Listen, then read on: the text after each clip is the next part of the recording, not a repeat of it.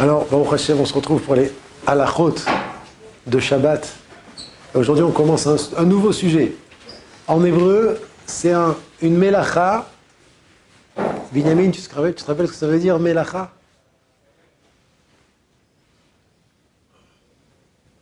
Ruben, c'est quoi melacha? Un travail, fémode. Les 39 travaux du Shabbat, en hébreu, les melachot du Shabbat. Melacha, c'est un travail au singulier. Donc on commence une nouvelle melacha aujourd'hui, on commence un nouveau travail qui est interdit pendant Shabbat. Combien de travaux interdits, Youssef, pendant Shabbat? 39. Voilà. Le travail, vous allez me le traduire, c'est vous qui allez le traduire, de gozez. Gozez. Comment on dit en français gozez? Tondre, exactement. Tout ce qui concerne la tonte. On sait très bien que tondre pendant Shabbat, c'est à la base, à l'époque du Mishkan, à l'époque du sanctuaire, c'est de là-bas qu'on apprend les 39 travaux interdits de Shabbat. On trouvait le travail de gozez, de la tonte, dans la tonte des moutons, pour après prendre la laine des moutons et en faire des fils, et après en faire des tissus, etc. Donc là, on va parler d'une melacha, cette melacha donc de tondre. Et on va essayer de rapporter des halachot, des lois qui sont fréquentes. Parce que je pense qu'aujourd'hui, personne d'entre nous n'a un mouton chez lui à la maison. Et pourtant, vous allez voir que ce travail de cette melacha, ce travail de tondre, il est très fréquent. Il peut être très fréquent chez nous Shabbat, même si on n'a pas de mouton. Comment? Tout simplement que quelqu'un qui coupe un cheveu ou un poil de son corps pendant Shabbat transgresse la melacha de tondre, qui s'appelle en hébreu gozez. Alors bien évidemment, il y a des conditions, et il y a une manière dont la melacha sera sura minatora, il y a une manière dont la melacha sera sura kemidé rabanan, mais en règle générale, il faut savoir que arracher pendant Shabbat un poil ou un cheveu de son propre corps, alors c'est assour, c'est interdit à cause de cette melacha qui s'appelle gozez. On va donner quelques exemples, on va voir, c'est pas seulement les cheveux et les poils, il y a d'autres choses aussi. Arracher et couper, c'est la même. Pour l'instant, arracher et couper, c'est la même chose. Ça peut faire une différence que arracher, ça peut être, si c'est de manière sauvage, ça veut dire si c'est fait pas avec un ustensile spécial à la coupe, comme des ciseaux ou un coupe-ongle, alors ça sera des rabanan, mais ça sera assour quand même. Et alors que si c'est fait avec des ciseaux de manière, comme quand vous allez chez le coiffeur, c'est des oraïta. Là, le issour, il est minatora. Je vais donner quelques exemples Bezrat Hashem. Premier exemple, on a commencé à parler des ongles. Se couper les ongles pendant Shabbat, c'est assour minatora, parce que ça s'appelle melechet gozez. C'est pas seulement les cheveux et les poils, c'est toute manière de séparer du corps de l'homme une partie qui était intégrante à lui, une partie à lui, comme les ongles, alors on transgresse la melacha de gozez. Donc c'est assour de se couper les ongles pendant Shabbat, que ce soit avec la main, comme ça, voilà, je m'arrache mon ongle avec la main, comme ça, ou, à plus forte raison, avec un coupe-ongle, ou avec des ciseaux, c'est assour, c'est interdit mishum gozez. Et aussi se ronger les ongles pendant Shabbat. Se ronger les ongles pendant Shabbat, c'est assour. Et malheureusement, il y a des gens qui ont une manie de se ronger les ongles pendant la semaine, et se rongent souvent les ongles pendant la semaine. Alors il faut savoir que si on se ronge les ongles pendant la semaine, ça peut nous amener à nous ronger les ongles aussi pendant Shabbat. Une fois, le Chazonish, on raconte qu'il a rencontré quelqu'un qui se rongeait les ongles pendant la semaine, et il lui a dit « T'es mechalel Shabbat ».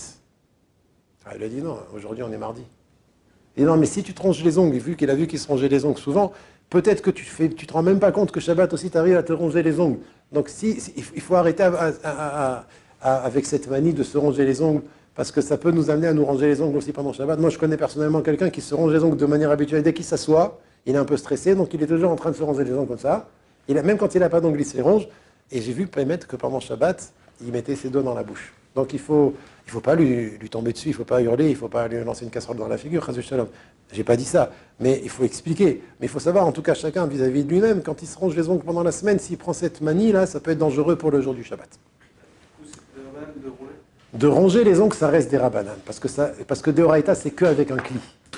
Et quand on se ronge les ongles, comme c'est un chinouille, c'est pas de cette manière que quand une femme elle va chez une pédicure, elle ne prend pas les doigts et elle les ronge, la pédicure. Sinon, elle va fermer, son magasin. Okay, le derer, la manière normale de couper les ongles, c'est avec un ustensile. Donc si on coupe avec un ustensile, un coupe-ongle ou des ciseaux, c'est assour minatora pendant Shabbat, et avec la bouche, ça descend d'un niveau, c'est des rabanan. J'écoute Youssef. Si jamais il y a de la peau des fois qui gêne. Excellente question, c'est la suite. Les Hashem. Ça, c'est un premier Nekuda. Maintenant, vous allez entendre un grand chidouche. C'est marqué dans le Shulchan Aruch, les poskim le ramènent, le Ben Ishraï, le Rav Ovadia, mais c'est un grand chidouche. À mes yeux, c'est un grand chidouche. Si vous avez un ongle que vous avez commencé à couper avant Shabbat, vous l'avez coupé, et pour une raison quelconque, vous vous êtes arrêté au milieu du doigt. Et donc votre ongle, il est comme ça. Il est à l'air, la moitié coupée, la moitié pas coupée. Shabbat est rentré, et vous passez votre doigt comme ça sur le pantalon, et vous sentez que ça accroche. Oh, mais mon ongle, j'ai oublié de terminer, de le couper. Est-ce qu'il est permis de l'enlever ou pas? Écoutez ce chidouche. Si la majorité de l'ongle a été coupée, première condition, et si c'est metzaer otrem, si ça vous dérange, tsahar, ça vous fait de la peine, ça vous dérange, comme j'ai raconté là. Tu le passes sur le pantalon, soit ça fait mal, ça te fait des frissons, c'est pas agréable, ça s'appelle un tsahar, quelque chose qui te dérange. Alors ces deux conditions réunies permettent de terminer d'enlever l'ongle pendant le Shabbat. C'est un chidouche extraordinaire, Ken. Bien sûr, pas avec un coupe-ongle. Avec un coupe-ongle, ça sera interdit. Il faudra le faire avec la bouche ou avec la main. Avec la main, ça sera permis aussi. C'est un chidouche. Pourquoi? Parce que vu que le rov, la majorité de l'ongle est déjà coupé, on le considère comme presque coupé. C'est pour ça que c'est permis de le faire à condition que ça te dérange.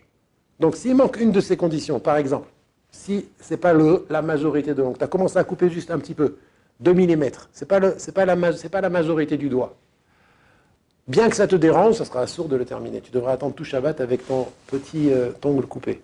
Ou l'autre, si la majorité de l'ongle elle est sortie, mais ça ne te dérange pas.